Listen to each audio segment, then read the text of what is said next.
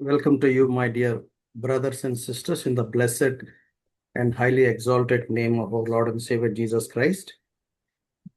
प्रभु यीशु मसीह के महान और अति ऊंचे नाम के द्वारा प्रभु यीशु मसीह के नाम से प्रिय भाई बहन आप सबको स्वागत है। It is our blessed privilege to spend at the feet of the Lord Jesus Christ to listen to his word. और ये वास्तव में बड़ा आशीषित सौभाग्य का विषय है कि प्रभु के चरणों में बैठकर हम उनके आशीषित वचनों को सीख पाते हैं। So, in the previous class, we have come up to Ephesians chapter 2, verses 1 to 10. और पिछले अध्ययन में हमने इफिसियों की किताब दूसरे अध्याय का 1 से लेकर 10 वचन तक अध्ययन कर चुके हैं। And we need to continue from chapter 2, verses 11 to the end of this chapter of book of Ephesians. और हम आगे अध्ययन करेंगे इफिसियों की किताब 2 अध्याय के वचन 11 से लेकर इस किताब के आखिरी तक आगे अध्ययन करेंगे। So let me read from NKJV version, Ephesians chapter 2, verses 11 to the end of this chapter. Therefore, remember that you, once Gentiles in the flesh, who are called uncircumcision by what is called the circumcision made in the flesh by hands, that at that time you were without Christ, being aliens from the commonwealth of Israel and strangers from the covenants of promise, having no hope and without God in the world. But now, in Christ Jesus, you once were afar off, having been brought near by the blood of Christ.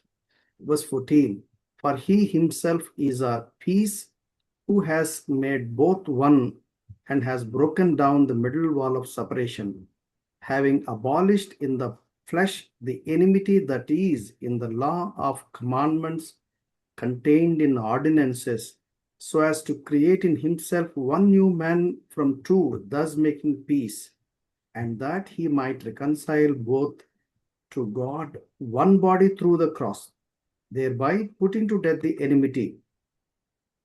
And he came and preached peace to you who were afar off and to those who were near. For through him we both have access by one Spirit to the Father. Verse 19. Now, therefore, you are no longer strangers and foreigners, but fellow citizens with the saints and members of the household of God, having been built on the foundation of the apostles and prophets, Jesus Christ himself being the chief cornerstone, in whom the whole building being fitted together grows into a holy temple in the Lord, in whom you also are being built together for a dwelling place of God in the Spirit. इफिसियों की किताब अध्याय 2 और उसका 11 से लेकर 22 वचन तक जब हम पढ़ते हैं, यहाँ लिखा है, इस कारण स्मरण करो कि तुम जो शारीरिक रीति से अन्यजाति हो और जो लोग शरीर में हाथ किए हुए खतना से खतना वाले कहलाते हैं, वे तुमको खतना रहित कहते हैं। तुम लोग उस समय मसीह से अलग और इज़राइल की प्रजा के पद से अलग किए हुए और प्रतिज्ञाओं के वाचाओं के भागी न थे और आशाहीन और जगत में ईश्वर रहित थे। पर अब मसीह यीशु में तुम जो पहले दूर थे, मसीह के लहू के द्वारा निकट हो गए हो, क्योंकि वही हमारा मेल है जिसने दोनों को एक कर लिया और अलग करने वाली दीवार को जो बीच में थी ढा दिया, और अपने शरीर में बैर अर्थात तो वह व्यवस्था जिसकी आज्ञाएं विधियों के रीति पर थी मिटा दिया, कि दोनों से अपने में एक नया मनुष्य उत्पन्न करके मेल करा दे, और क्रूस पर बैर को नाश करके इसके द्वारा दोनों को एक देह बनाकर परमेश्वर से मिलाए।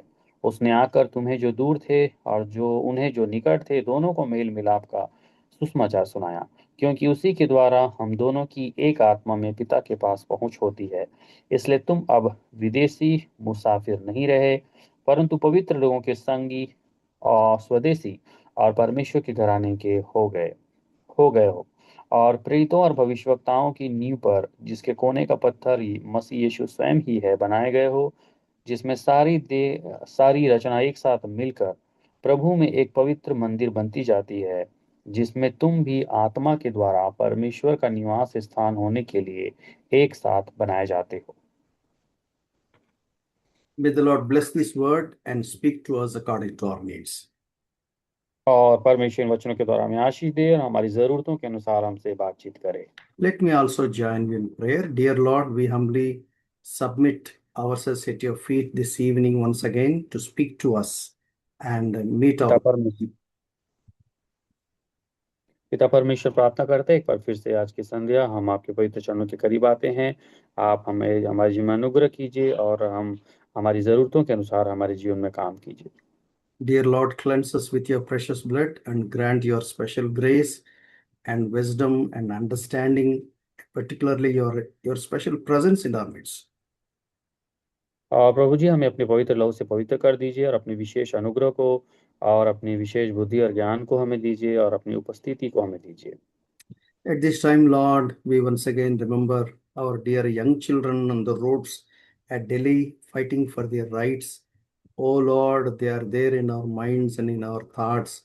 And when we see the video clips, our heart goes for them. For them, have mercy upon them, Lord. और पिता परमेश्वर, हम उन जवानों के लिए प्रार्थना करते हैं जो हमारे भारत देश के जवान जो आज दिल्ली में सड़कों पर अपने अधिकारों के लिए लड़ रहे हैं, बहुत दुख उठा रहे हैं, उनके ऊपर ऐसे अत्याचार हो रहे हैं। इन सारे विषयों के लिए प्रार्थना करते हैं, आप उन पर दया कीजिए, उनके लिए सहायता कीजिए। Dear Lord, have mercy even upon the security, the people of Delhi police, even those who are charging them for no reason. Lord, innocent people are being beaten black and blue, and our heart goes. We can't see the wounds and scars. These innocent young children who are struggling to settle their future. और पिता परमेश्वर, हम प्रार्थना करते हैं उन police वालों और अधिकारियों के लिए भी, उनके जीवन में आप कार्य कीजिए, ताकि वो उन बच्चों पर अत्याचार ना करें, उन पर उन्हें चोट ना पहुंचाएं, जिसके कारण उन बच्चों का लहू बह रहा है और बहुत सारे घाव उनके जीवन में हो रहे हैं। ये सारी जो बच्चों के ऊपर अत्याचार हो रहे हैं, इन सब से हमारे प्रिय बच्चे लोग सुरक्षित रह सकें, जो अपने अधिकार के लिए लड़ रहे हैं उसमें उनके जीवन की सहायता होने पाए।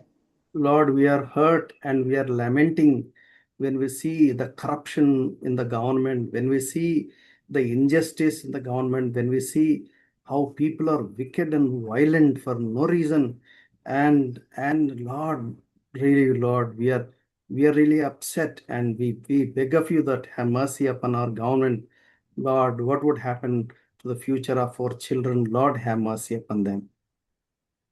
और हम प्रार्थना करते हैं पिता, हमारे बच्चों के भविष्य की आप रक्षा करें, जबकि हमारी सरकार भ्रष्ट है और भ्रष्टाचार हो रहा है और जो सरकारें हैं वो अत्याचार कर रही है और बहुत सारे बच्चों की शिक्षा को लेकर और कई बातों को लेकर राजनीतिक भ्रष्टाचार हो रहा है, लोगों का लिए सही निर्णय नहीं हो रहा है, जवान हमारे परेशान है अपने भविष्य को लेकर। उनके लिए उपाय कीजिए कि इन तमाम जो शासन में बैठे हुए लोग आशीषित हो सकें और इस भ्रष्टाचार से मुक्त होकर एक अच्छे भारत में हमारे जो बच्चों के अच्छे भविष्य के लिए कार्य कर सकें। Lord, it is a prayer that, Lord, the problem of these, the representation of these young children be granted, and they may get back their homes safe and peacefully, and the issue be properly solved. प्रार्थना करते हैं प्रभु जी, जिन मांगों को लेकर हमारे जवान लोग धरना दे रहे हैं, उनकी मांगे पूरी हो सके और वे सुरक्षित अपने घर में प्रिय बच्चे लोग वापस आ सके, उनके लिए हम प्रार्थना करते हैं। And we thank you and praise you for all these lovely dear ones who are sponsoring food to these young children, and bless them, Lord. And this is the time where we all unite our hearts and minds without caste, creed of any differences. We are all one people as citizens of India, and we love one another and we help one another the best possible way. और इस समय हम प्रार्थना करते हैं कि उन प्रत्येक भाई बहनों के लिए जो इन बच्चों के लिए भोजन के लिए मदद कर रहे हैं और कई कई विषय में उन्हें सहायता कर रहे हैं, उसी प्रकार हम भी प्रभु जी जात पात को छोड़ के, रंग रूप और भेदभाव को छोड़ के इन सभी बच्चों की हम सहायता कर सकें, आपस में एक दूसरे की मदद कर सकें, आपस में एक दूसरे को प्रेम कर सकें और इसके द्वारा ताकि भारत में एक अच्छा कार्य हो सके, इन बच्चों के भविष्य के लिए अच्छी बातें हो सके। Lord, it is a prayer that, Lord, not one soul be perished, not one soul get any hurt because of this agitation. We pray that, Lord, have mercy upon these dear children. And this is the time where everybody will come forward and unite their hearts and and fight for justice and condemn all wicked violence and injustice and corruption. और इस समय प्रार्थना करते हैं पिता, हमारे जवानों की एक भी आत्मा, एक भी लोगों की नाश न होने पाए, परंतु ये जवान लोग सुरक्षित रहें। और प्रार्थना करते हैं इनके जीवन के लिए। और सरकार में जो भी लोग भ्रष्ट हैं, अत्याचार कर रहे हैं, दुष्ट हैं, और जो इनके ऊपर हिंसा कर रहे हैं, ऐसे प्रत्येक जो गवर्नमेंट की और शासन की जो गलत कार्य हैं, वो गलत नीति यीशु के नाम से दूर होने पाए। Lord, now as we wait upon you to study Ephesians chapter 2, verses 11 onwards, lead us and guide us. Thank you for all the dear ones who could take time and join with us and study together, and have mercy upon us and provide everybody's needs. और जबकि हम इफिसियों की किताब 2 अध्याय के 11 वचन से आगे पढ़ेंगे, प्रभु जी आप हमें अनुग्रह कीजिए, बुद्धि और ज्ञान दीजिए। और जितने प्रिय भाई बहन इन वचन का अध्ययन करने के लिए जमा हुए हैं, उन सबकी जरूरतों को आप पूरा करें और हम सबकी मदद करें। We humbly submit and commit ourselves at your feet, humbly offer this prayer with thanksgiving in the highly exalted, sweet and matchless name of our Lord and Savior Jesus Christ. और परमेश्वर की उपस्थिति में आकर हम इस प्रार्थना को हमारे उद्धारकर्ता प्रभु यीशु मसीह के अति पवित्र और ऊंचे और महान और मधुर मीठे नाम, इस प्रार्थना को हम नम्र होकर मांग लेते हैं। Amen. आमीन। Thank you, my dear brothers and sisters, for your kind prayers.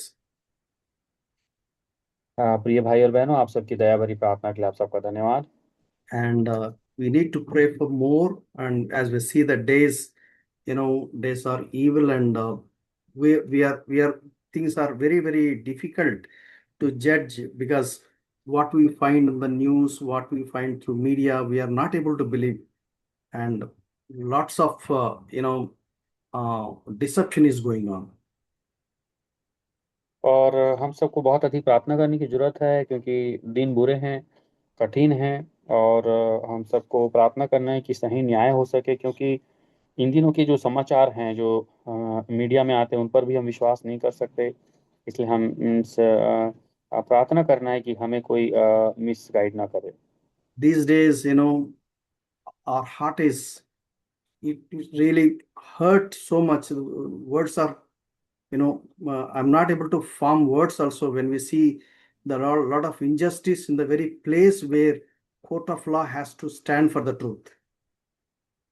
और हमारे हृदय को वास्तव में चोट लग रही है, और हमारे पास कोई शब्द नहीं है बोलने के लिए कि इन दिनों जो अन्याय हो रहा है, उसके लिए जो न्यायपालिका है वो भी उन्हें सही न्याय नहीं दे पा रही है।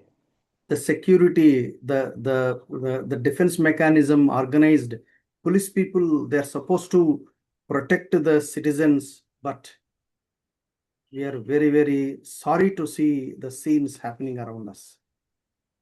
और जबकि हम देखते हैं कि सबको सुरक्षा मिलनी चाहिए, और पुलिस जिसका काम है कि वो सबकी सुरक्षा करे, वो उल्टा नागरिकों के ऊपर जो कुछ अत्याचार कर रहे हैं, ये वास्तव में देखकर काफी दुख होता है। Irrespective of the religion, irrespective of the different differences among us, in the name of God, when we see the corruption happening, our heart goes, really we are very much hurt. God only has to help us. और चाहे हम किसी भी धर्म के हों, चाहे हमारे जीवन में कितना भी अंतर हो हम सब इंसानों में, लेकिन हम जब परमेश्वर की ओर देखते हैं तो हम प्रार्थना करते हैं कि ये जो भ्रष्टाचार हो रहा है देश में, इससे जो लोगों को चोट पहुंच रही है, हमें चोट पहुंच रही है, इन सब से परमेश्वर छुटकारा देने पाए और इन सब पे दया होने पाए। I'm able to recall the book of Habakkuk. In the first chapter, Habakkuk the prophet, he goes to the Lord saying that, Lord, visit us, visit us. Righteousness is not is on the roads, and no, the violence is increasing, injustice is increasing, and I think we are of the same days. What happened to the people of Israel, to the people of Jews, by the king of Babylon. I think God has to do some justice.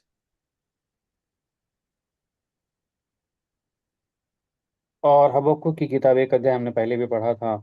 उसमें भविष्यवक्ता कहता है कि हे प्रभु हमारी सुधि लो, क्योंकि धार्मिकता का और न्याय का खून हो रहा है, और आज हमारे लोगों पे हिंसा और अधर्म बढ़ रहा है। ठीक ही उसी प्रकार का समय अभी चल रहा है, और हम देखते हैं कि जैसे इज़राइल और यहूदा किस प्रकार बेबीलोन के राजा के द्वारा बंदी बनाकर उनको चोट पहुंचाया जा रहा था, उसी प्रकार का समय अभी भारत में चल रहा है। The Bible very clearly says that God is on the throne. and without God's permission, without God, the will, nothing happens. God is totally in control. Please don't think that God is beyond the scene and God is unable to help and God cannot do anything. Never entertain that thoughts. Bible says that God is on the throne and God is sovereign, and we don't know why God is permitting this. Maybe God has some purpose. और हम जानते हैं कि परमेश्वर सिंहासन पे विराजमान है, और हम जानते हैं कि बिना परमेश्वर की अनुमति के और बिना उसकी इच्छा के कुछ भी नहीं होता है। और हम जानते हैं कि परमेश्वर नियंत्रण में है। इन सब परिस्थितियों को देखकर हम विचलित ना हो। हम ये ना सोचें कि परमेश्वर असहाय है, वो मदद नहीं कर पा रहा है, ऐसी बात नहीं है। लेकिन इन सारी कार्यों के पीछे परमेश्वर की कोई ना कोई योजना होती है जिसे हम समझ नहीं पाते। I would like to help you to understand when such things are happening around us, how a Christian should answer this complex question, a difficult question. और हम इस बात को समझना है कि अगर हम एक विश्वासी होने के नाते हमारे चारों तरफ जब इसी प्रकार के सवाल आते हैं, तो इन सवालों का हम उत्तर कैसे देना है। I will take you to the northern kings. We find it in the book of Kings, where out of 19 to 20 kings, most of the northern kings are evil kings and wicked kings. और आप देखेंगे जब हम उत्तरी क्षेत्रों के राजाओं के बारे में देखते हैं, जब हमने राजाओं की किताब पढ़ी थी, तो 20 में से लगभग 19 राजा जो हैं आप देखेंगे तो पूरे रीते से भ्रष्ट थे, और वो दुष्ट किस्म के राजा थे। Under such circumstances, mostly people ask a question: where is God when such things are happening? Why God is not involving? Why God is not doing something about this? और इसी प्रकार की राजाओं के अधीन में रहकर लोग जो हैं पुकारते थे, प्रार्थना करते थे, परमेश्वर से पूछते थे कि परमेश्वर अब कहाँ हैं, और इस पर हमारी स्तुति क्यों नहीं ले रहे हैं। I remember a man of God was saying in this context, I remember very clearly, and I am also convinced that it is true. You know what he said? और एक परमेश्वर के जन हैं, उन्होंने एक सच बात को कहा था, और उस बात को मुझे याद आ रहा है बोलने के लिए। When God wants to punish his people, he will allow evil kings to rule. और उन्होंने कहा था कि परमेश्वर जब अपने लोगों को सजा देना चाहता है, तो वो इस संसार के दुष्ट राजाओं को उनके ऊपर अनुमति दे देता है। Bible says when the earth is filled with uh, violence, injustice, immorality, and idolatry, it provokes the anger of God. और आप बाइबल पढ़ेंगे तो पता चलेगा कि जब इस धरती में हिंसा, अन्याय, अनैतिकता और मूर्ति पूजा बढ़ती है, तो परमेश्वर का क्रोध प्रकट होता है। So God will withhold rains,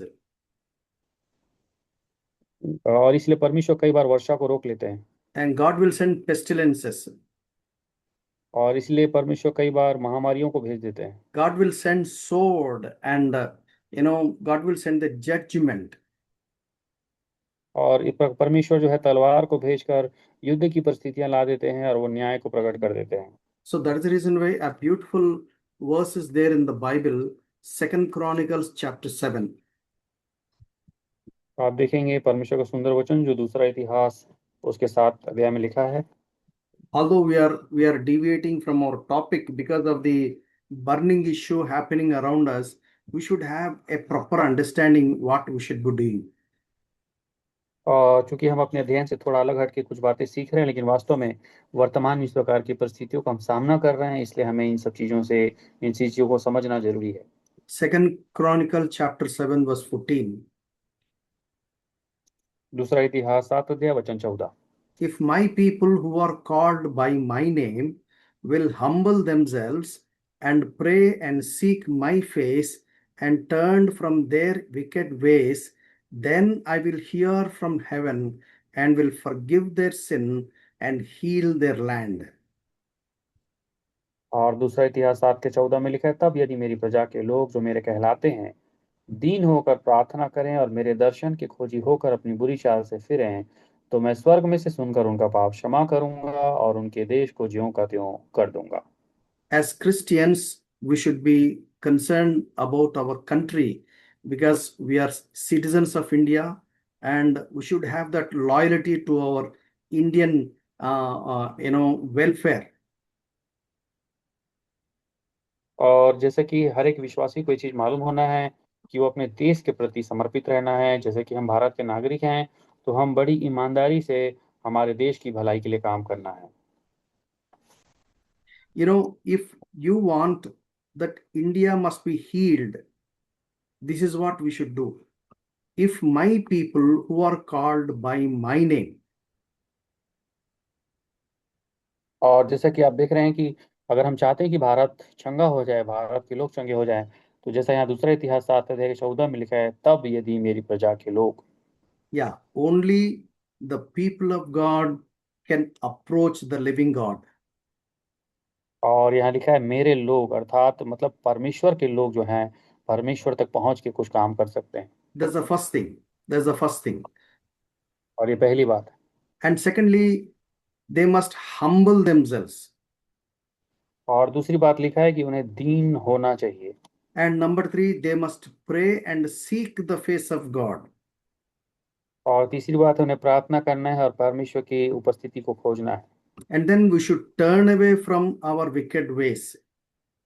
फिर लिखा है अपनी बुरी चाल से हमें फिरना है। So please remember the prayers offered by Ezra, prayers offered by Nehemiah, prayers offered by great saints in the Bible. और इसलिए प्रियो, आप जो परमेश्वर के वचन में जो प्रार्थनाएं लिखी है, जो इज़रा ने किया, नहम्याह ने किया और परमेश्वर के महान संतों ने किया, उन्हें हमें स्मरण रखना है। So they used to confess the sins of the people of the land.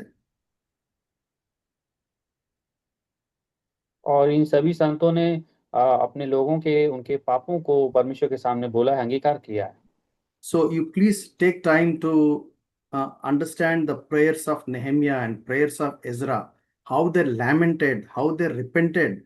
They said, Lord, we have sinned against you. We have grieved you. We have rebelled against you. We have disobeyed against you. We did not care to obey your law.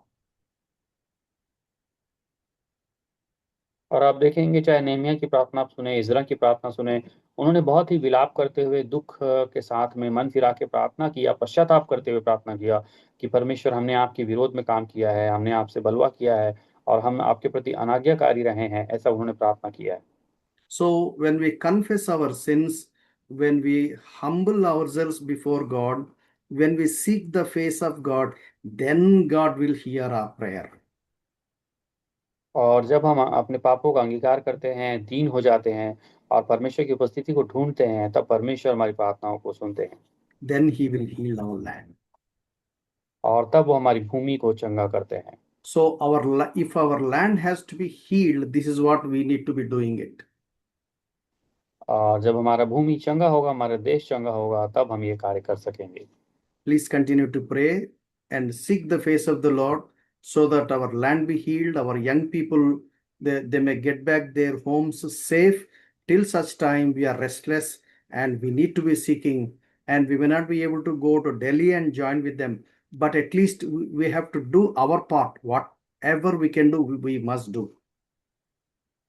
और हम सब प्रार्थना करना है कि परमेश्वर हमारी भूमि को चंगा करे, हमारे देश को चंगा करे, हमारे जवानों को इस समय सुरक्षा प्रदान करे। हम इस समय सब लोग मिलकर दिल्ली तो नहीं जा सकते, लेकिन इस समय हम उनके साथ मिलकर प्रार्थना में साथ दे सकते हैं। Please remember, the word of God and the world of God should go together. और आप जानते हैं world of God means The world, the world that is around us, the world and the word of God and the world of God. Word of God means world. the Bible, and the okay world uncle, means what is happening around us. Okay okay. तो हम देखते हैं प्रियो कि ये जो संसार है और इसी समय परमेश्वर का वचन, दोनों एक साथ साथ चलते हैं। Don't separate state and religion. और व्हाट मैंने कल स्टेट।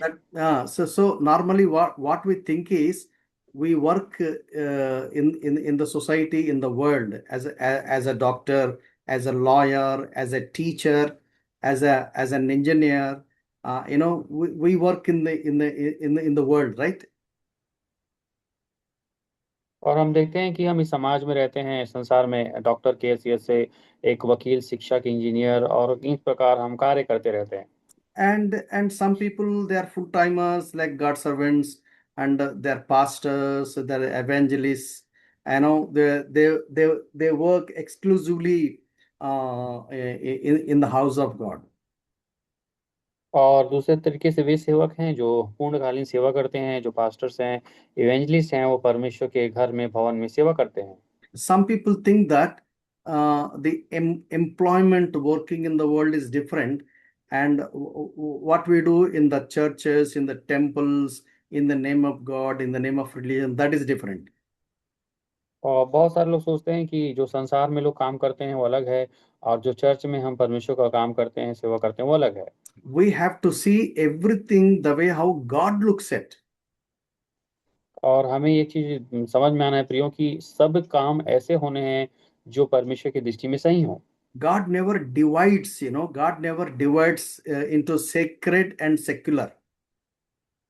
और परमेश्वर ने कभी भी जो आराधना से संबंधित चीजों को और संसार को अलग नहीं किया है।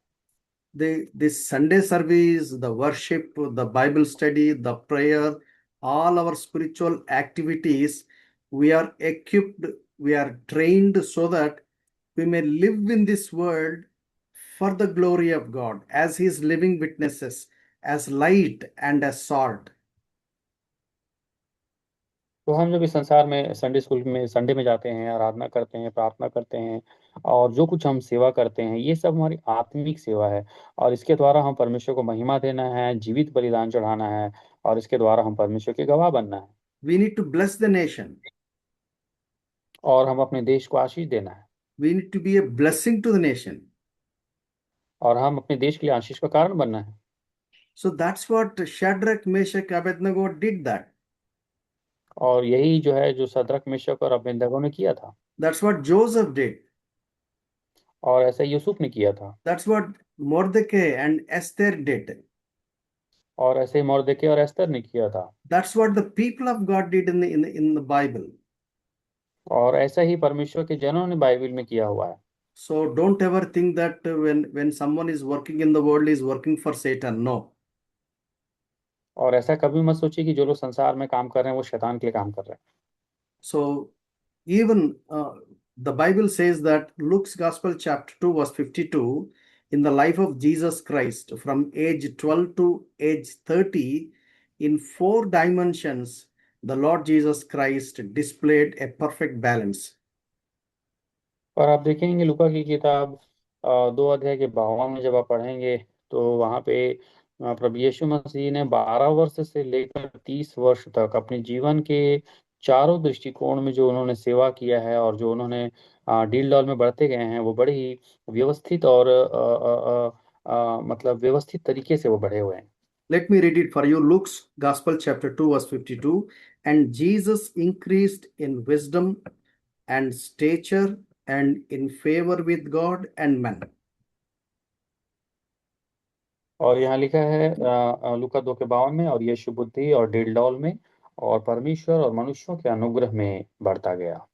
So some people ask questions saying that if Jesus is God, how can Jesus grow? God is supposed to be perfect. How here it is written that Jesus was growing as if Jesus was lacking something, as if Jesus has become God at some point of time. He was not God. At some point of time, he has become God. और यहाँ पे हम देखेंगे तो एक सवाल हमारे मन में आता है कि भाई, यीशु तो परमेश्वर हैं, तो उन्हें बढ़ने की क्या जरूरत है? और क्या उनमें कोई घटी थी तो उनको बढ़ना है? क्या उनके जीवन में कुछ बातें नहीं थी? या वो कुछ हद तक परमेश्वर थे और बाकी हद तक परमेश्वर नहीं थे? क्या इसी कारण प्रभु यीशु मसीह को बढ़ना पड़ा क्या? Bible clearly says that God became human. और ये बाइबल स्पष्ट बताती है कि परमेश्वर मनुष्य बनकर इस धरती पर आया। In the Lord Jesus Christ, we see that he is truly God and truly human. और हम प्रभु यीशु मसीह के बारे में जानते हैं कि वो पूरे सच पूरे सत्य तरीके से परमेश्वर हैं और पूरे सच्चाई से वो मनुष्य भी हैं। By definition, God has no beginning and no ending. हम जानते हैं कि परमेश्वर की ना तो कोई शुरुआत होती है और ना ही परमेश्वर का कोई अंत होता है। God cannot take any break being God. और परमेश्वर कोई ब्रेक नहीं लेते हैं कि मैं उस समय परमेश्वर नहीं हूं करके। God is God before the eternity, before the starting of time, and God continues to be God always. परमेश्वर अनंत काल के परमेश्वर हैं, उस सृष्टि के निर्माण से पहले अनादिकाल से भी थे और अभी भी हैं, और वो कंटिन्यू हमेशा परमेश्वर बने रहते हैं। The God of the Bible is triune God, God the Father, the Son of God, Jesus Christ, God the Holy Spirit. और जो बाइबल का परमेश्वर है वो त्रिएक परमेश्वर है, हम जानते हैं। पिता परमेश्वर, पुत्र परमेश्वर और पवित्र आत्मा परमेश्वर। The doctrine of the Trinity says that one God in three persons. और जो त्रिएकता का सिद्धांत है वो ये सिद्धांत कहता है कि एक परमेश्वर है लेकिन वो तीन व्यक्तित्व में है। It is not one God taking three different forms. ये वो एक परमेश्वर नहीं है जो तीन रूप ले रहा है। One God means the perfect unity is so much so that when we see God the Father, we see the Son of God, the Lord Jesus Christ. We see the Holy Spirit. When we see the Son of God, Jesus Christ, we see God the Father, we see the Holy Spirit. When we see the Holy Spirit and we see the Son of God, Jesus Christ, and God the Father. और एक परमेश्वर है और उसमें एकता है। इसका मतलब क्या है? इसका मतलब ये है कि हम परमेश्वर को देखते हैं तो उसमें पुत्र और पवित्र आत्मा दिखाई देता है। अगर हम पुत्र को देखते हैं तो उसमें पिता और पवित्र आत्मा दिखाई देता है। अगर हम पवित्र आत्मा को देखते हैं तो उसमें पिता और पुत्र दोनों दिखाई देते हैं। So when Jesus Christ came into this world, he just came into this world because he was already there before he became human. He came into this world through Virgin Mary, according to the scripture, as the prophecies foretold several years before. और हम जानते हैं कि प्रभु यीशु मसीह इस दुनिया में आया, इसका मतलब वो पहले भी थे। और वो एक कुंवारी मरियम के द्वारा जिनके आने के लिए भविष्यवाणी हुई और बहुत सारे उनके लिए बातें कही गई भविष्य की, उसी के हिसाब से उनको पूरा करते हुए प्रभु यीशु मसीह कुंवारी मरियम के द्वारा इस दुनिया में उनके घर में आए। He was born without father. और वो एक संसार के पिता के बगैर उन्होंने यहाँ जन्म लिया। And in this verse 52, there are four dimensions. He increased in wisdom, means in the intellectual dimension.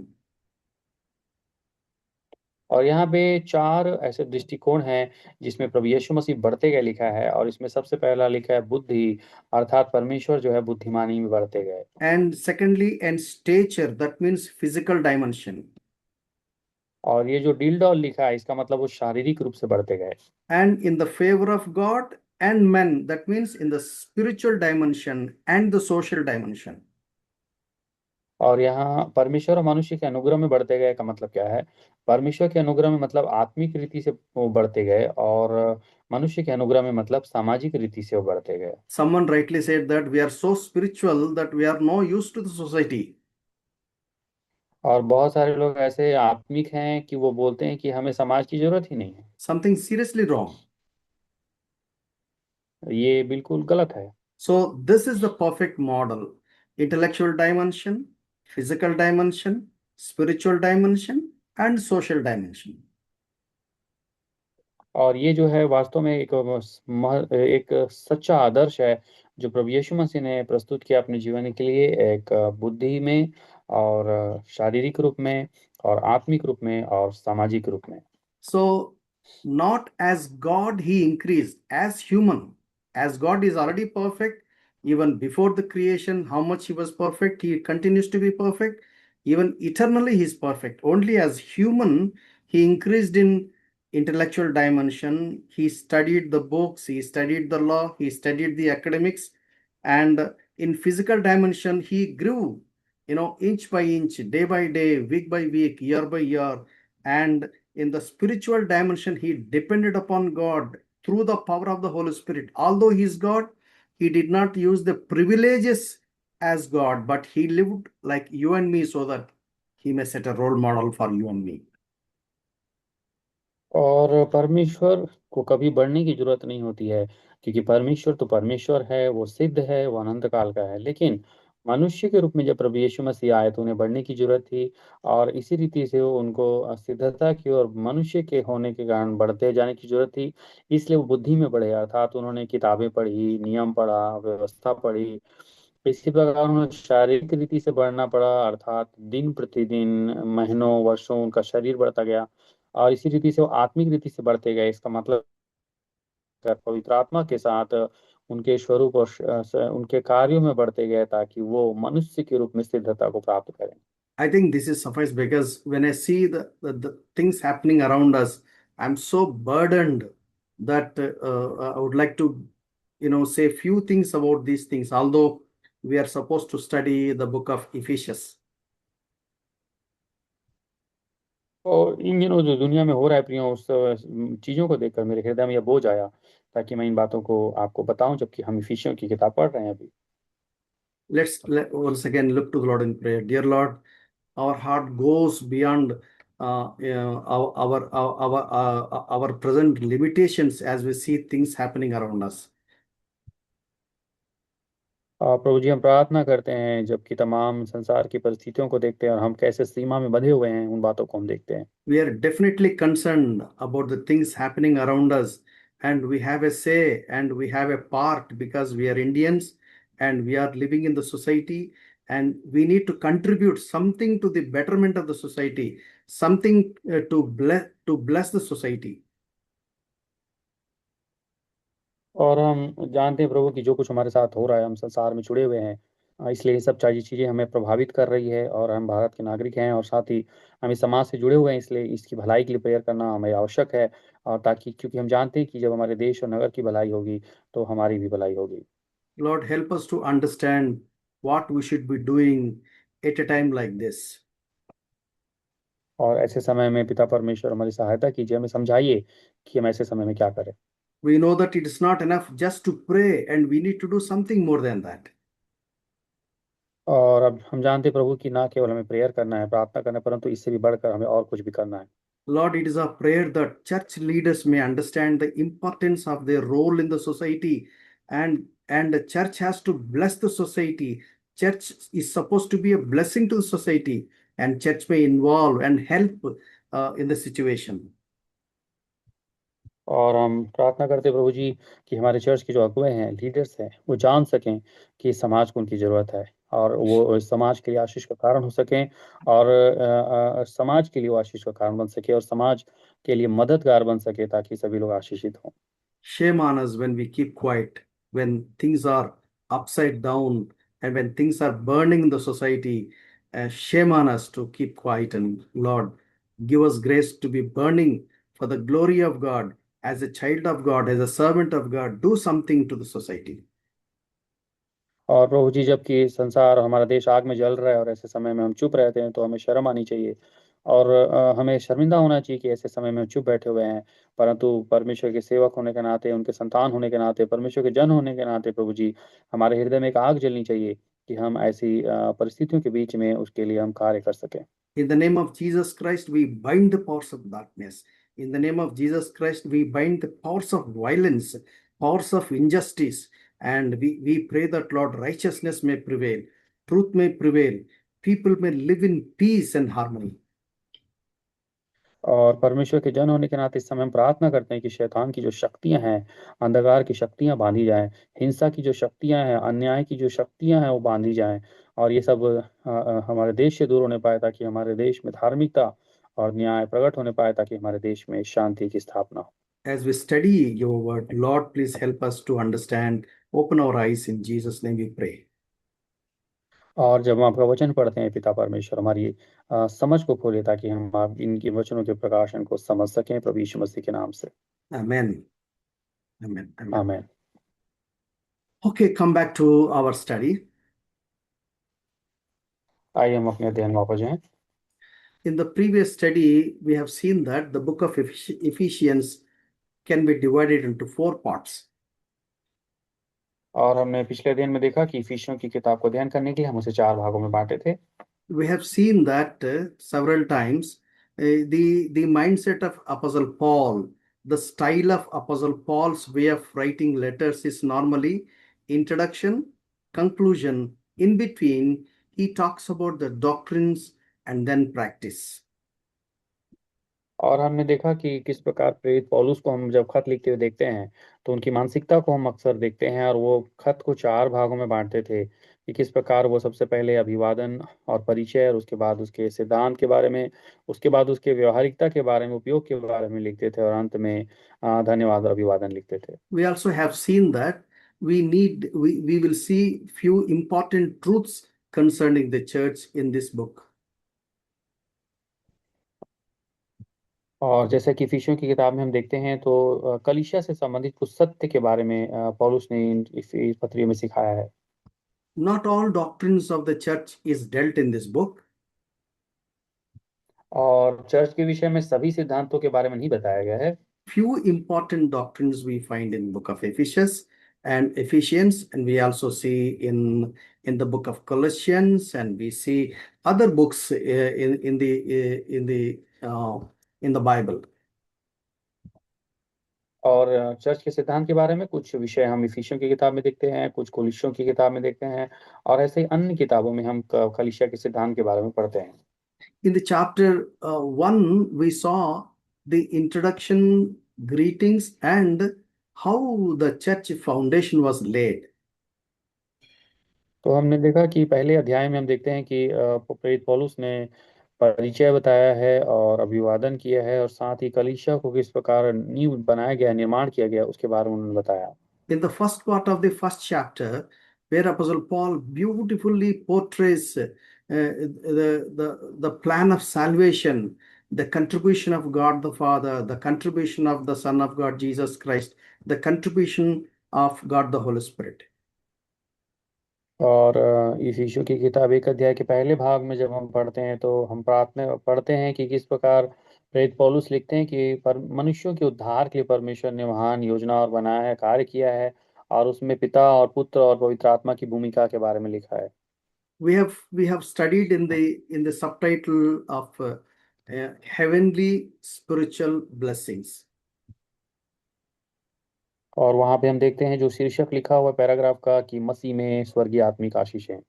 And then in the second part of the first chapter, Apostle Paul prays that the heavenly spiritual blessings, what God the Father, the Son of God Jesus Christ, what God the Holy Spirit desire to give, and the church may be able to claim and inherit the heavenly spiritual blessings in the form of prayer. और इफिसियों की किताब के पहले अध्याय के दूसरे भाग में प्रेरित पौलुस परमेश्वर की स्तुति करते हैं और प्रार्थना करते हैं कि किस प्रकार पिता परमेश्वर के कारण, प्रभु यीशु मसीह के कारण और पवित्र आत्मा के द्वारा कलीसिया जो है इन स्वर्गीय आत्मिक आशीषों को प्राप्त करने पाए, उनके भागी बने। In the second chapter, we have seen that the second chapter can be divided into 6 parts. We have already seen in the second chapter the human helpless condition and the gift of salvation. और इफिसियों की किताब दो अध्याय को भी अध्ययन करने के लिए 6 भागों में बांटा गया था, और इसके भी हमने कुछ भागों को देख चुके हैं, और हमने देखा है कि किस प्रकार मनुष्य जो है अपने पापों की क्षमा पाने में असमर्थ है, लेकिन परमेश्वर ने कैसे अपने अनुग्रह के द्वारा, विश्वास के द्वारा लोगों को उद्धार दिया है। So we have spent a good amount of time the doctrine of sin and the doctrine of justification. और हमने काफी सारा समय बिता चुके हैं जब हमने पाप का सिद्धांत और धार्मिकता के सिद्धांत को पढ़ा था। Now we need to see the later part of chapter 2, verses 11 to 22. और आइए हम आगे अध्ययन करेंगे और उस इफिसियों की किताब 11 अध्याय का उसके आगे उससे वचन सीखेंगे। There, Apostle Paul first deals with our old status. What is the old status of Gentiles before becoming part and parcel of the church? और यहाँ पर जो प्रेरित पौलुस हैं वो इस बात को बताते हैं कि हमारा पुराना स्वभाव कैसा था जब हम शारीरिक थे, अन्य जाति थे, खतना रहित थे, मसीह से अलग थे, तो हमारी स्थिति कैसी थी। I've tried to gather, Apostle Paul normally, he deals a big paragraph and all by commas and all that, but I try to put it in proper way. और जैसा कि बड़े वाक्य में प्रेरित पौलुस जब पत्री लिखते थे तो वो किस प्रकार अर्धविराम का उपयोग करके लंबे वाक्य लिखते थे, परंतु मैंने अध्ययन के लिए इसे इस प्रकार व्यवस्थित किया है। He says, you are Gentiles. और वो कहते थे कि स्मरण करो कि तुम अन्य जाति शारीरिक व्यक्ति हो। In the Bible, it's also noted as pagans, nations. और यहाँ देखते हैं कि बाइबल में लिखा गया है कि तुम कैसे अन्य जाति हो, अन्य जातियों के देश से हो। And then secondly, he says that you are uncircumcised. Physically, you did not went through the process of circumcision. और दूसरा बताते हैं कि तुम खतना रहित हो क्योंकि तुम शारीरिक रीति से खतना की प्रक्रिया से होकर नहीं गुजरे हो। If you have to understand the importance of circumcision, you have to go back to Abraham, how he was asked to be circumcised in Genesis chapter 17.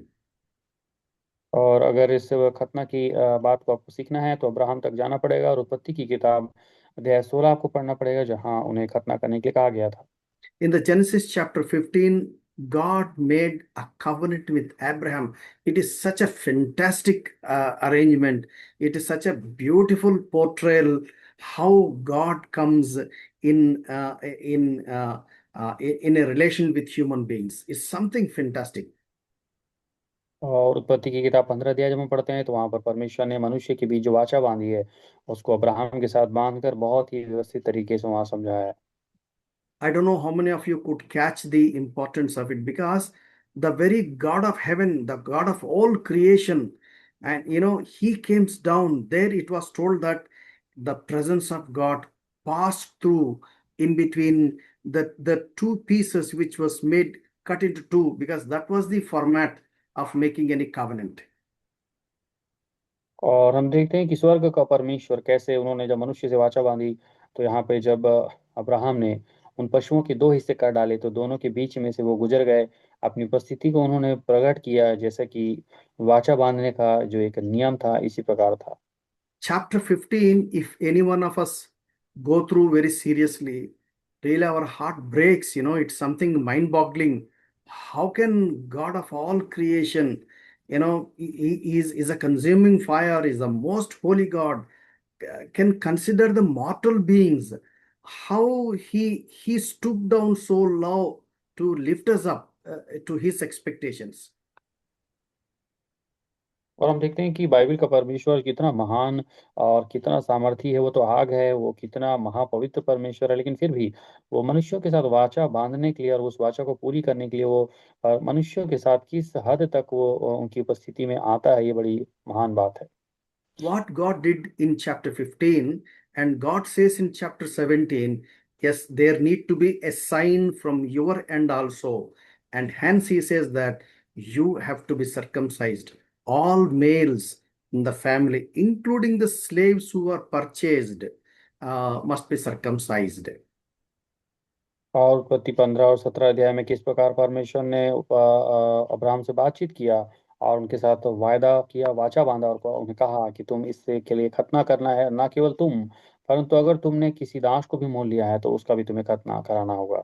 In the Bible, I tell you, any point you discuss, there is lots and lots of things.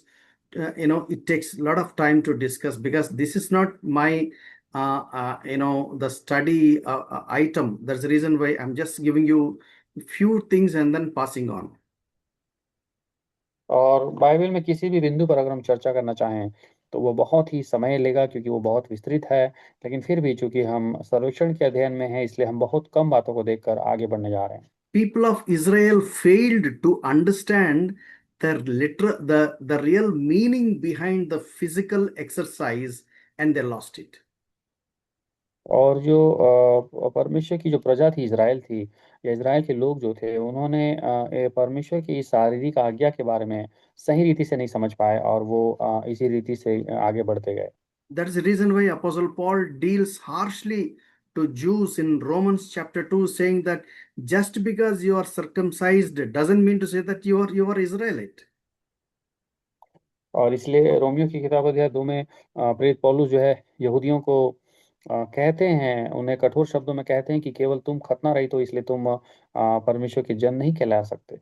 So in the Old Testament, although God has ordained sacrifices, it doesn't mean to say that God is happy with the with the slaying animals, and God is a sadist looking for blood and all that. No, there is a proper meaning and understanding behind these physical rituals in the Old Testament. और वो पुराने नियम में जाएंगे तो देखते हैं कि बलिदान की प्रथा परमेश्वर ने बताई थी। और इसका ये मतलब नहीं है कि परमेश्वर इन बलिदानों से प्रसन्न होते थे कि पशु लोग मारे जाएं और इन जानवर लोगों का खून बहाया जाए, जिससे परमेश्वर को देख के बहुत अच्छा लगता था। ऐसा नहीं है प्रियो, परंतु परमेश्वर ने जो कुछ भी ये शारीरिक आज्ञा दी थी उसका एक बड़ा महत्व था। All these things were pointing towards the Lord Jesus Christ, what he was going to do on the cross of Calvary. For us, it is history. For them, it was future. और ये सारी जो घटनाएं थी, ये सारी जो बलिदान थी, ये प्रभु यीशु मसीह की तरफ और उनके कलवरी की तरफ इशारा कर रही थी कि भविष्य में वो आने वाले थे। उसका इतिहास जो है यहाँ प्रकट हो रहा था। In the Deuteronomy, it was categorically mentioned, saying that circumcision is something to do with heart, not just in the flesh. और व्यवस्थाकरण की किताब अगर आप पढ़ें तो जानेंगे कि खतना जो है वो केवल शरीर की बात ना हो, परंतु खतना हमारे हृदय का भी होना चाहिए। So, Gentiles were uncircumcised, तो यहाँ प्रेरित पौलुस इफिसियों की किताब 2 अध्याय के 11 में बता रहे हैं कि तुम पहले अन्य जाति थे, खतना रहित थे, and they were separated from Christ, और तुम मसीह से अलग थे, and they were excluded from the people of Israel. और तुम परमेश्वर की इज़राइल की प्रजा होने के पद से बाहर थे, And they were strangers to the covenants of the promise. और प्रतिज्ञाओं की वाचाओं के तुम भागी न थे। Because of all these first five things, they have no hope and they were without God in the world. और इन सब कारणों से ये सभी लोग आशा रहित थे और जगत में ईश्वर रहित थे। They have become God to themselves. और वो स्वयं ही अपने परमेश्वर भगवान बन गए थे, They have designed God for themselves. और उन्होंने अपने लिए परमेश्वर की रचना कर ली थी। And when they are not happy with one God, they shifted to some other God. They designed, they modeled, they have defined how a God ought to be for them. और वो एक एक परमेश्वर से संतुष्ट नहीं होते थे तो अलग एक ईश्वर की रचना कर लेते थे, और वो उन ईश्वरों की अपने हिसाब से, वो अपने विचार के हिसाब से उसे रचना कर लेते थे। My dear brothers and sisters, that is our story. और यही हमारी कहानी भी थी प्रिय भाई और बहनों। We need to keep telling our stories, our histories, so that we may be in proper shape. और हम याद रखना है हमारे इतिहास को, हमारे कार्यों को, ताकि हम एक सही स्वरूप में आ सके। That is our old status. और यही हमारा पुराना स्वभाव था। And then he shifts from there to the present status. और उसके बाद वहां से हम स्थानांतरित होकर अपने वर्तमान स्थिति में आते हैं। And he says that you have been bought near by the blood of Jesus Christ. Actually, you're far away from Christ, but you have been made nigh unto Christ, unto the very presence of Christ, unto the very heart of God through the blood of Jesus Christ.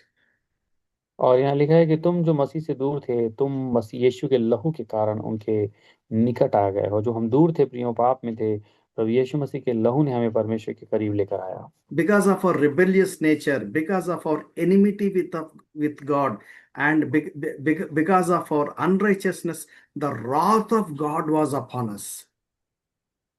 और Bible बताती है कि हमारे विरोधी स्वभाव के कारण, हमारी परमेश्वर से शत्रुता होने के कारण, और हमारे अधर्म के कारण परमेश्वर का क्रोध हमारे ऊपर था। Because of the blood shed on the cross of Calvary by the Lord Jesus Christ, and He Himself, the Lord Jesus Christ Himself, has become our peace.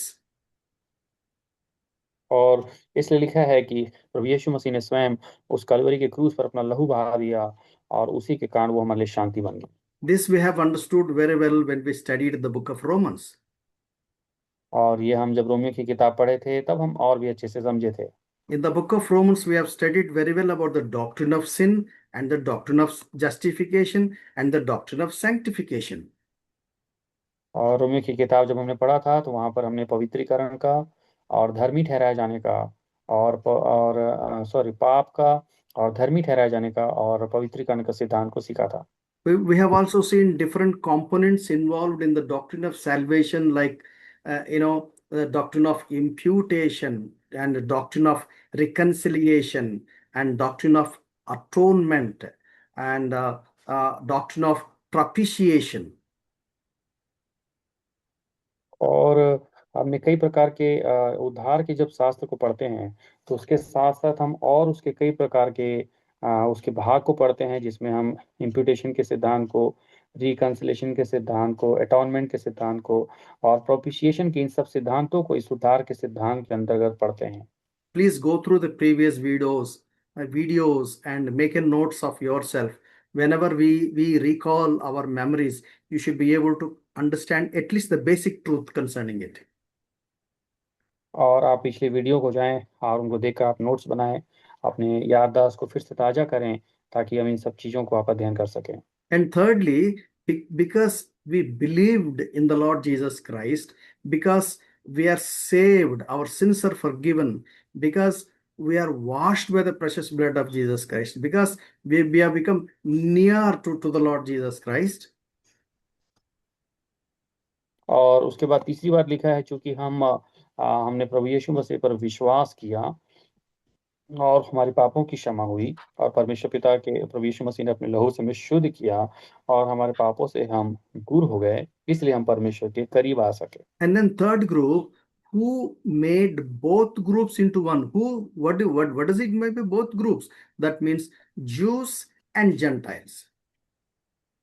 और यहाँ जो लिखा है कि उन्होंने तुम दोनों को एक कर लिया, तो ये जो दोनों जो ग्रुप है ये कौन है? ये अन्य जाति और यहूदी हैं जिन्हें प्रभु ने एक कर लिया। If you see the history, the Jews and Gentiles, there is an animosity.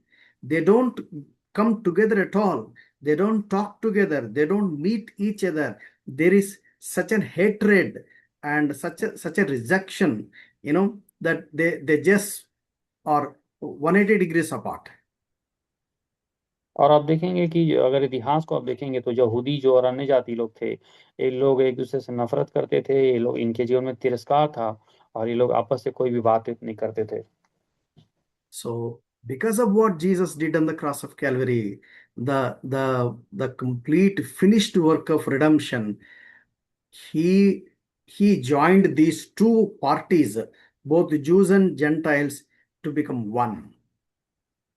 और जो कुछ कलवरी की क्रूस पर प्रभु यीशु मसीह ने किया, जिसे हम छुटकारे के कार्य कहते हैं, जिसे फिनिश्ड वर्क ऑफ जीसस कहते हैं, जो उन्होंने छुटकारे के लिए कार्य किया क्रूस पर, उसके द्वारा हम देखते हैं कि प्रभु ने यहूदियों को और अन्य जातियों को एक साथ मिला दिया। And he broke down the dividing wall. और उन्होंने जो लिखा दीवार जो थी उसे गिरा दिया।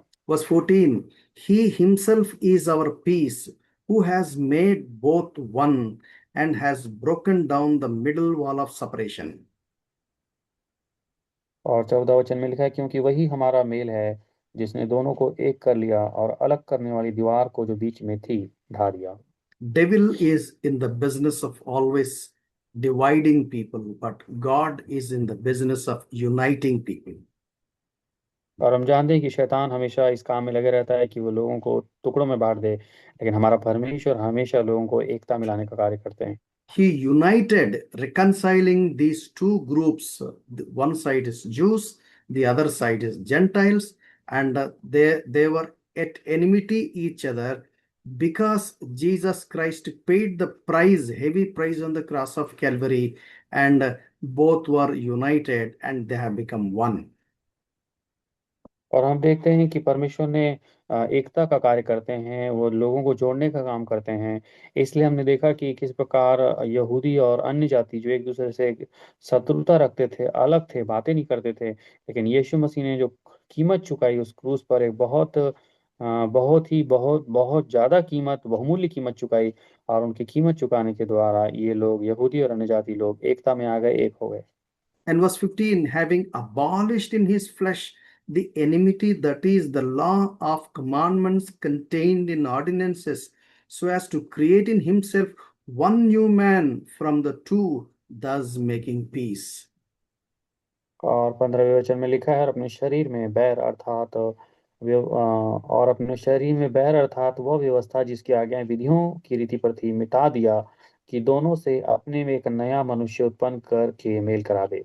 And verse 16, that he might reconcile them both to God in one body through the cross, thereby putting to death the enmity. और 16वें वचन में लिखा है, क्रूस पर बैर को नाश करके इसके द्वारा दोनों को एक देह बनाकर परमेश्वर से मिलाए। And verse 17, he came and preached peace to you and who are far off, and to those who are near, for through him we both have access by one Spirit to God the Father. और यहाँ लिखा है, उसने आकर तुम्हें जो दूर थे और उन्हें जो निकट थे दोनों को मेल मिलाप का सुसमाचार सुनाया, क्योंकि उसी के द्वारा हम दोनों की एक आत्मा में पिता के पास पहुंच होती है। So let me recap. Having been brought near by the blood of Christ, he himself is our peace. He made both groups, Jews and Gentiles, into one. He broke down the separating and dividing wall. And by abolishing in his flesh the hostility, he himself and two, he made one, that is the church, by establishing peace. तो हम इसे व्यवस्थित रूप से ऐसा समझ सकते हैं कि हम प्रभु यीशु मसीह के लहू के द्वारा उनके करीब लाए गए, और यीशु मसीह के द्वारा ऐसा करने से हमें यीशु मसीह में शांति मिली, और उन्होंने हमको जो दो थे उनको एक कर लिया, अर्थात यहूदी और अन्य जातियों को एक कर लिया, और जो अलग करने वाली दीवार थी उस दीवार को उन्होंने ढा दिया, और अपने शरीर में उन्होंने सारे कार्यों को जो जरूरत थी उसको पूरा किया। और इसी प्रकार परमेश्वर ने दो व्यक्तियों को एक व्यक्ति के रूप में यहाँ पर एक कर लिया, जिसे हम कलीसिया कहते हैं, और इसके द्वारा उन्होंने शांति की स्थापना की।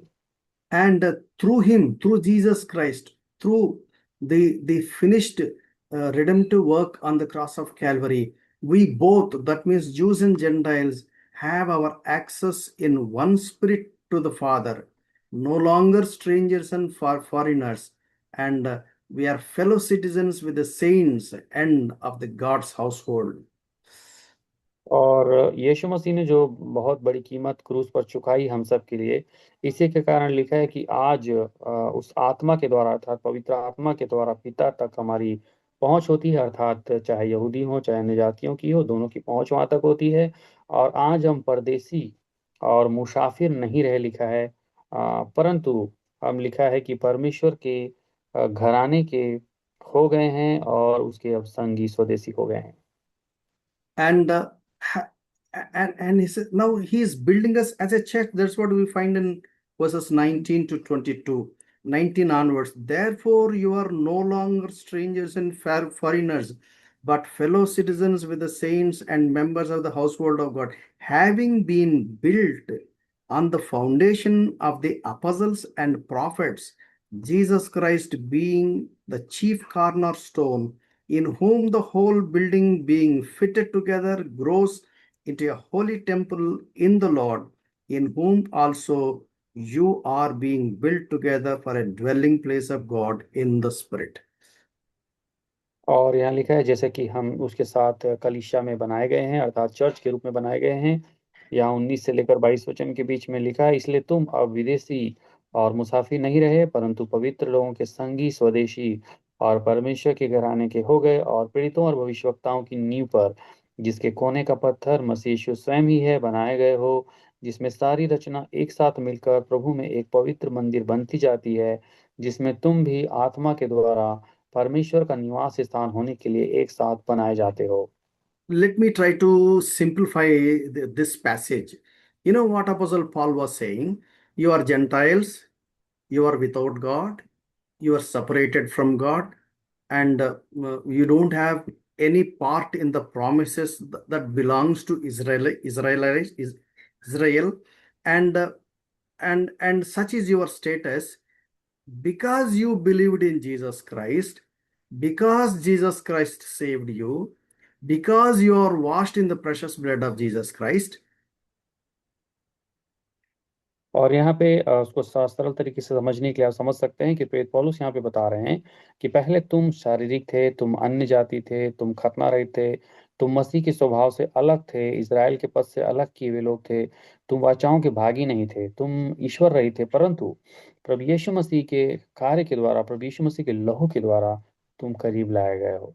And he united these two, who were actually enemies. Now they were made together one, and God made a one new person who is none other than the church himself. और यहाँ पे उन्होंने बताया कि किस प्रकार प्रभु यीशु मसीह के उस बलिदान के द्वारा जो उन्होंने क्रूस पर दिया, ये जो दो एक दूसरे थी, वो दोनों एक कर दिए गए, और उनके एक करने से एक नए व्यक्ति का निर्माण हुआ, और वो नया व्यक्ति और कोई नहीं, कलीसिया है। And he started building this church. और उन्होंने इस प्रकार इस कलीसिया का निर्माण शुरू किया। He says, a holy temple in the Lord, a dwelling place of God in the Spirit. और वो बता रहे हैं कि ये पवित्र मंदिर जो प्रभु का बनता जाता है, और जिसमें परमेश्वर की आत्मा वास करती है। This building, this temple, this dwelling place of God has a foundation. What is that foundation? On the foundation of और ये apostles and prophets. That means on the foundations of the scripture. और ये जो परमेश्वर का पवित्र मंदिर है, ये जो कहाँ बन रहा है, तो इसकी नींव है लिखा है, और इसकी नींव क्या है, वो लिखा है प्रेरित और भविष्यवक्ता जो हैं, इसकी नींव है, अर्थात परमेश्वर का वचन इस कलीसिया की नींव है। Apostles' doctrine means the word of God. और प्रेरितों के जो सिद्धांत का मतलब ये है वचन। You know what apostles did from Acts chapter 2 onwards?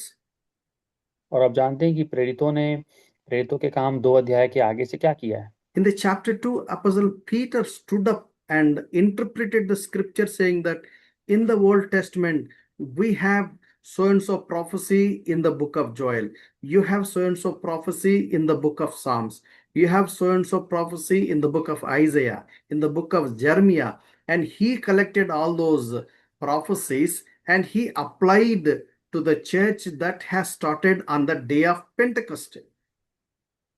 तो हम देखते हैं कि प्रेरितों के काम अध्याय 2 में क्या हुआ था। प्रेरित पतरस जब खड़े हुए, तो उन्होंने बताया कि पुराने नियम में हमारी जो कार्य कैसी थी, पुराने नियम में जो है किस प्रकार का वहाँ पे अम, आ, वाचा बांधी गई थी, किस प्रकार की भविष्यवाणी हुई थी, और वो किस प्रकार जो है योएल की किताब में, भजन संहिता में, यशायाह में, यिर्मयाह में, वो सारी भविष्यवाणी जो हुई थी, वो आज हम कैसे पूरा होते हुए देख रहे हैं। इस नए नियम में, अभी के समय में उन्होंने इस बात को बताया। I just named Apostle Peter, but you have to begin from Apostle Matthew. From Matthew, Mark, Luke, John, Acts, all the 39 books of the New Testament. What these writers of the scripture they did was they have taken the Old Testament, the plan of God, how that plan has been fulfilled in and through Jesus Christ. Very beautifully narrated in the New Testament. और न केवल प्रेरित पतरस के द्वारा, परंतु आप पूरा पढ़ेंगे मत्ती, मरकुस, लूका, यूहन्ना, और जो 13 पत्रियां जो प्रेरितों ने लिखी है, उन सब में ये बताया गया है कि किस प्रकार के नए नियम की कलीसिया प्रभु यीशु मसीह के द्वारा बनाई गई है। Church is founded on the scriptures. और हम देखते हैं कि परमेश्वर के वचन पर जो है कलीसिया आधारित है। That means church has become the cornerstone of the temple of God.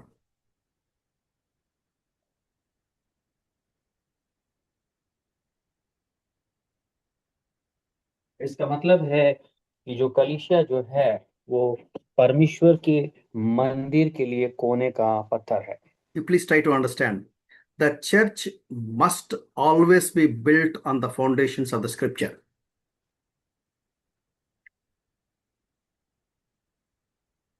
और एक बात हमेशा याद रखिएगा प्रियो, कि कलीसिया जो है वो हमेशा परमेश्वर के वचन पर आधारित होना चाहिए। Anything you do or anything you don't do, everything must be based on the scripture. आप जो करते हैं और जो नहीं करते हैं वो परमेश्वर के वचन पर आधारित होना चाहिए। Then Jesus becomes the chief cornerstone. और तब लिखा है प्रभु यीशु मसीह उस मंदिर के पत्थर के कोने के पत्थर हो गए। In the structures that are being raised in these days, we don't understand the concept of cornerstone. But in the olden days, the cornerstone was such a stone, if you take out that cornerstone, the whole building collapse.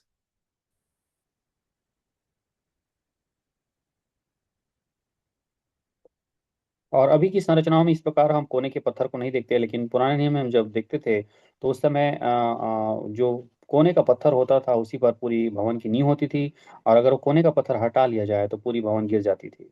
If Jesus has to dwell as he dwells in the temple of God, the temple must be built on the foundations of the scripture, and Jesus must be the cornerstone. And we have also already seen in the chapter 1 and the last portion of chapter 1, Jesus is the head of the church. और प्रभु यीशु मसीह अगर किसी कलीसिया में है तो इसका मतलब है कि वो कलीसिया भविष्यवक्ताओं और प्रेरितों के वचन पर अर्थात वचन पर आधारित है, और उसके कोने का पत्थर स्वयं यीशु मसीह है। जैसा हमने पहले अध्याय के अंत में और आखिरी में देख रहा है कि यीशु मसीह ही सिर है, अर्थात वो कलीसिया का सिर है। Please remember, if if the church where you are attending or you are fellowshipping, if that is collapsing, maybe because that is not built on the scripture, maybe Jesus is not the cornerstone, maybe Jesus is not the head of the church. When Jesus is head of the church, when Jesus is cornerstone, when everything built on Jesus Christ, that means the scripture, then he will dwell, and there, the people of God will exercise offering their sacrifices of praises and worship.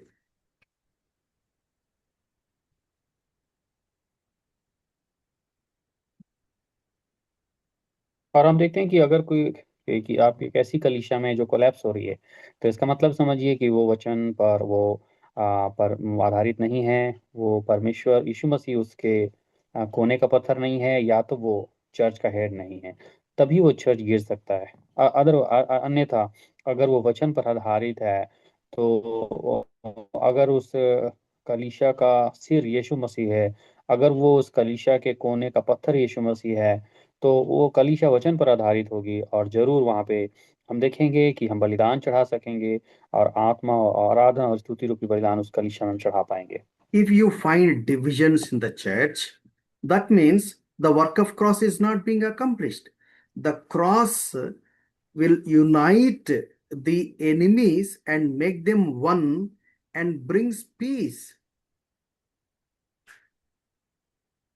और आप अगर देखेंगे कि कलीसिया में विभाजन है, इसका मतलब आज भी कलवरी के क्रूस पर जो प्रभु यीशु मसीह ने काम किया है वो वहां पर पूरा नहीं हुआ है, क्योंकि अगर प्रभु यीशु मसीह के कलवरी पर किए हुए काम पूरा होगा तो वो लोग एकता में आएंगे और वहां पे शांति की स्थापना होगी। When you become part of the church, when you become a member of the church, when you worship the Lord as a church, there ought not be any divisions based on your background, your education, your caste, your creed, and your status. All your backgrounds or baggages must be left outside the church. When you enter the church, absolutely brothers and sisters and as a family of God.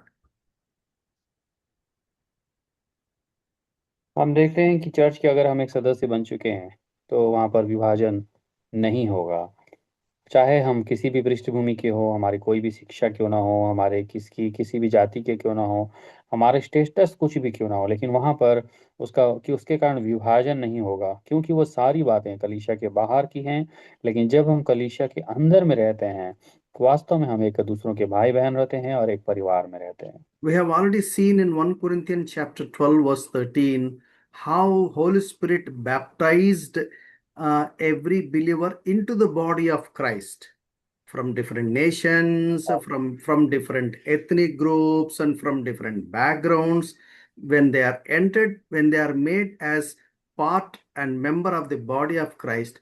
They are one in Christ without any kind of racism, any kind of differences. They are all just one as body of Christ, where Christ is the head and Christ is the cornerstone and Christ is all in all for his glory.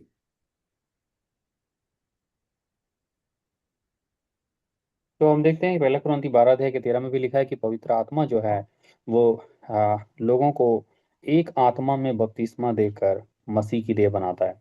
और चाहे वो किसी भी राष्ट्र के क्यों ना हो, किसी भी एथनिक ग्रुप के क्यों ना हो, किसी भी पृष्ठभूमि के क्यों ना हो, वो उन सबको मसीह की देह की एकता में लेकर आ जाता है। चाहे हम कोई भी जाति या समुदाय के क्यों ना हो, लेकिन पवित्र आत्मा का बपतिस्मा हमें एक कर देता है, जिसका सिर यीशु मसीह होता है, जिसके कोने का पत्थर यीशु मसीह होता है, और सारी चीजें मिलकर मसीह की महिमा के लिए होती है।